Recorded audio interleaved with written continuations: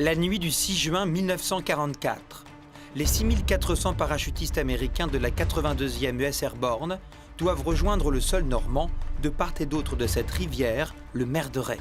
Le danger, les marais inondés par les Allemands. Leur mission, s'emparer de 2 ponts et prendre Sainte-Mère-Église.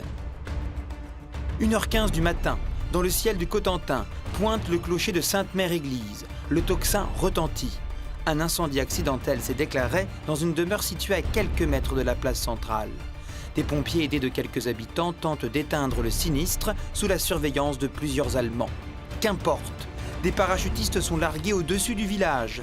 Certains paras américains sont abattus avant même d'avoir atteint la terre ferme. Le pire, la chaleur dégagée par les flammes de la maison en feu attire comme des aimants les parachutes de nylon. Plusieurs parachutistes tombent alors dans le brasier. D'autres plus chanceux atterrissent à quelques mètres du centre du bourg. Les affrontements avec les Allemands commencent. Le para John Steele se retrouve accroché sur un côté de l'église. Contrairement à l'idée répandue, il n'est pas suspendu au clocher face à la place où les combats se déroulent, mais sur un côté plus discret, donnant sur une petite rue adjacente. Sainte-Mère-Église est prise avant le lever du jour et devient la première commune de France libérée par les Américains. Plus à l'ouest, au même moment, d'autres parachutistes sont largués au-dessus des marais. Certains meurent noyés sous le poids de leur équipement.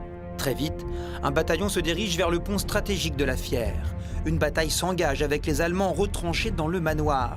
En fin de matinée du 6 juin, le pont de la Fière et le domaine qui lui fait face sont enlevés à l'ennemi. Le pont de Chef du Pont est aussi conquis. L'accès aux 2 rives du Merderet est désormais possible. Mais il faut tenir ses positions. Heureusement, des renforts en hommes et en matériel arrivent par la plage d'Utah Beach. Plusieurs contre-attaques allemandes sont déjouées.